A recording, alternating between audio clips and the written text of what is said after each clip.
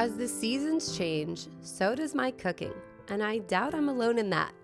Join me today as I show you 3 of the best crockpot meals you will ever try. It's time to turn the page on the summer heat and slide right on in to Crocktober with some fresh and easy options for breakfast, lunch, and dinner.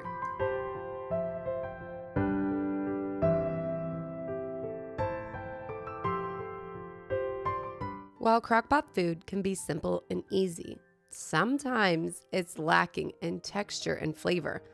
Recently, I threw a chicken in a crockpot on a really busy day in the kitchen, and all I could think about while I was eating it was that I was disappointed.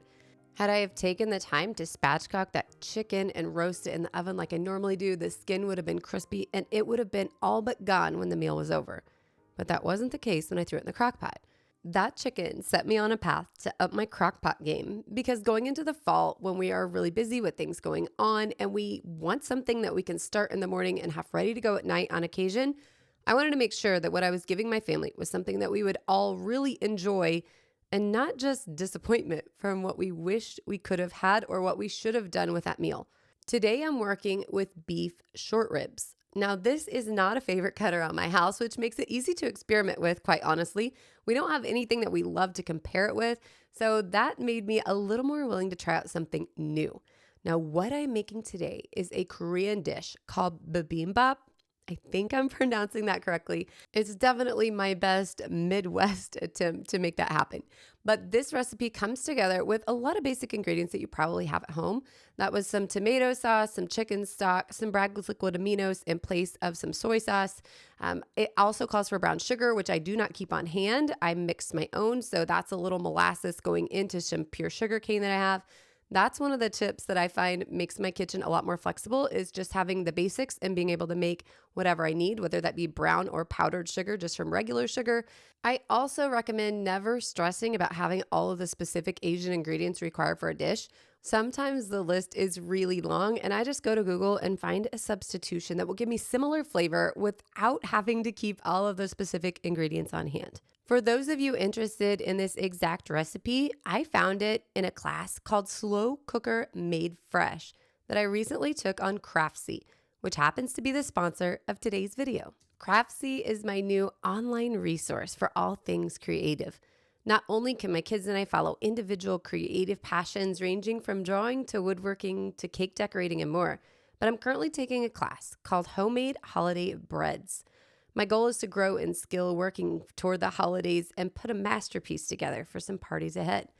Also, as a Craftsy member, not only do I have access to on-demand instructional content from a constantly growing library of classes, but I also have access to stay connected with DIYers and share ideas to stay inspired.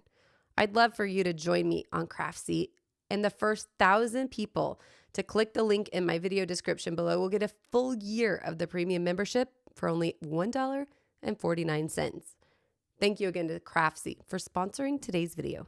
Speaking of my kiddos and their passions, this little one isn't taking classes on Craftsy yet, but she was busy just outside the window here over my sink playing in the mud.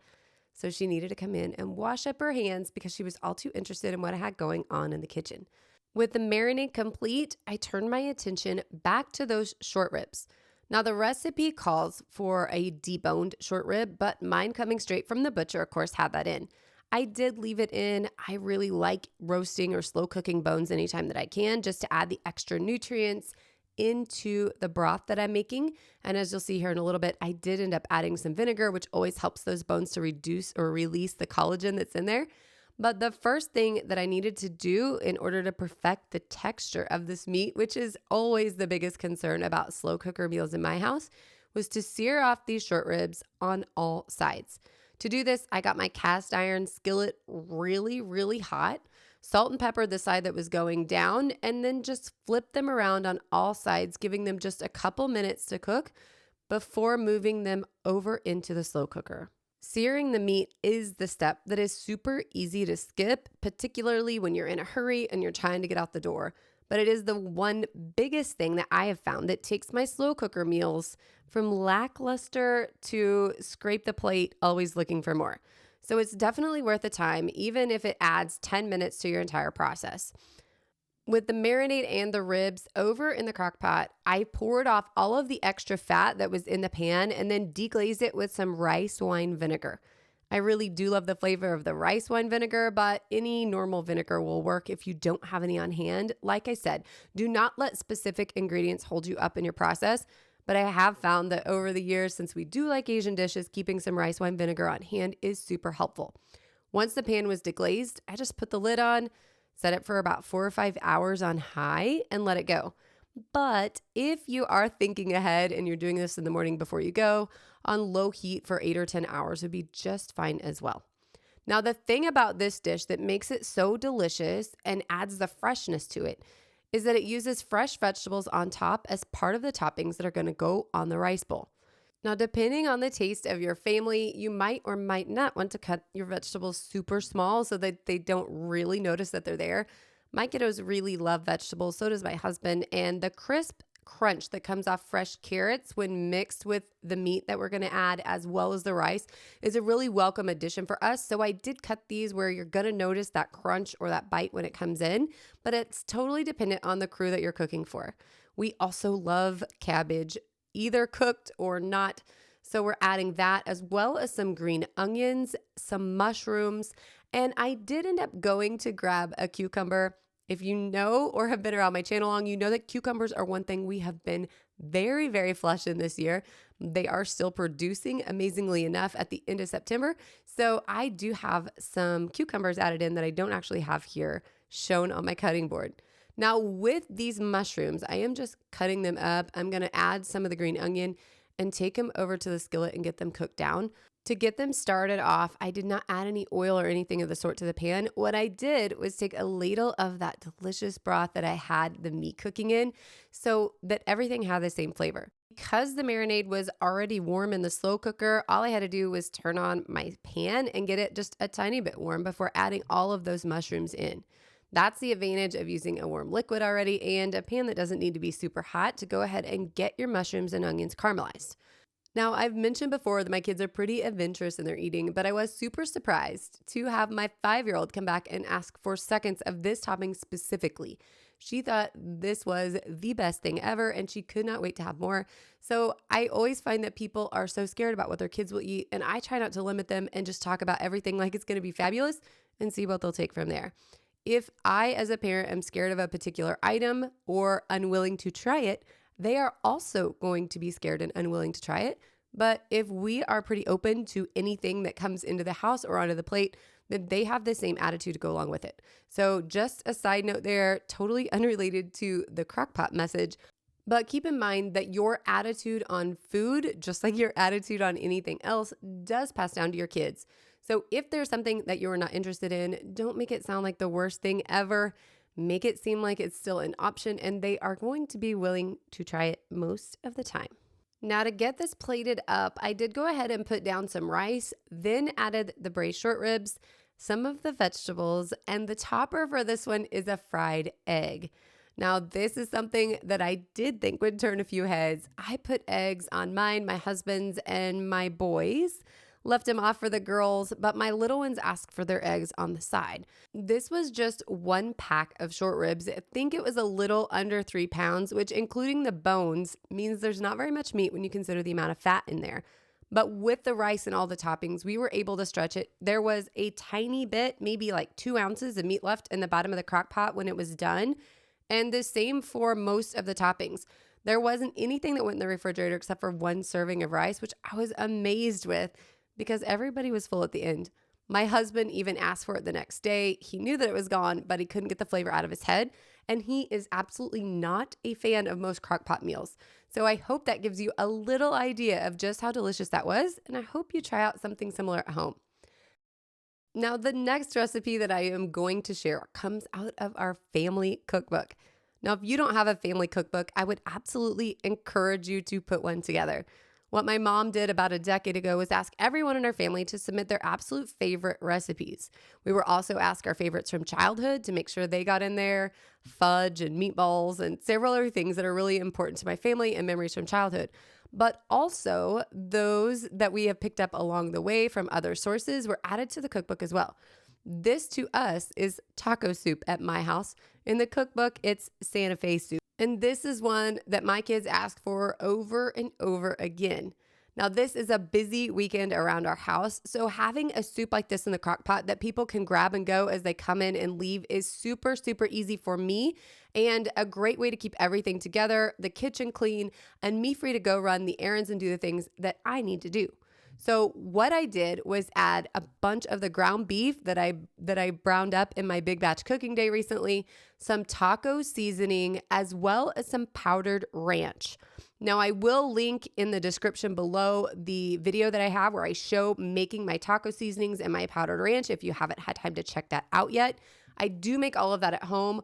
One, to keep the ingredients very strict on things that I want my family to eat. And two, because it's a very few ingredients that go into most spices, so I can make those at home and save a lot of money. So beans go in, some corn. It can be fresh or canned. I used a frozen here. Then I'm adding some water to the mix. It also calls for Rotel, but because I didn't have any Rotel, I did have fresh tomatoes and some peppers out of the garden. So cut those up and added them in. And then I just let it simmer for hours, and it is so, so, so good once it's done. My kids have various toppings that they like to add. Shredded cheese, of course, is a favorite. I do buy my cheese in 5-pound blocks and shred it up myself. One, for the freshness, but two, because there's a lot of savings there and there's no starch to keep the cheese separated like there is in shredded cheese when you buy it at the store. I don't like the texture that comes along with it. Anyway, that Santa Fe soup or taco soup is an absolute favorite. Again, I'll make sure to put it as well as what you see me making right now down in the description so you can enjoy those at home as well. Now that we have tackled a delicious dinner and a really great lunch, the only meal that's left to show you in the crock pot would be a breakfast. So I'm going to make a French toast casserole for you, and this thing comes together so easily and is a really good one to make ahead the night before, leave in the refrigerator, and then just pull it out for a couple hours on high in the morning. Say you get up around 5 and you need breakfast at 7, you just have to set it on high and let it go. Mixing this up is really easy. It takes a couple cups of milk, some vanilla. I use my homemade vanilla, which I'm just absolutely loving, and some cinnamon, as well as 6 eggs. Now, we have some new egg layers at our house, and some of the eggs are pretty small. So I did end up adding 8. I think you could add, just as many as you want. You just want to make sure that it's cooked long enough to get all of the eggs done in the middle. So just kind of be cautious of that. You can take a piece out and see how it's looking and just check it in the cooking process. But you can do more or less eggs just depending on what your interest is in the dish and how you want it to turn out. Now I am adding this over some sourdough bread that I cubed up, and it is about a day old. So you don't want to use super fresh bread with this. And if you have French bread and it's a little bit crunchier, that's really good as well. If you only have fresh bread, you can cut it up and toast it in the oven so it has a little bit of that crunch to it. And I find that makes the texture a little bit better in the end. Now, once you mix it up, you want to let it set for at least an hour or overnight, as I mentioned before. And then you want to get your crock pot really, really buttered up so it's slick and nothing sticks to the sides. The last thing you want is your eggs all crunchy. And when you butter this, it makes a really nice outside kind of crust on the French toast. So it gives it a nice crunch in the end. So definitely do not skip this step. So you just pour it all in. It's pretty simple from there. But then the importance to add is a topping, which I'm going to show you in just a minute.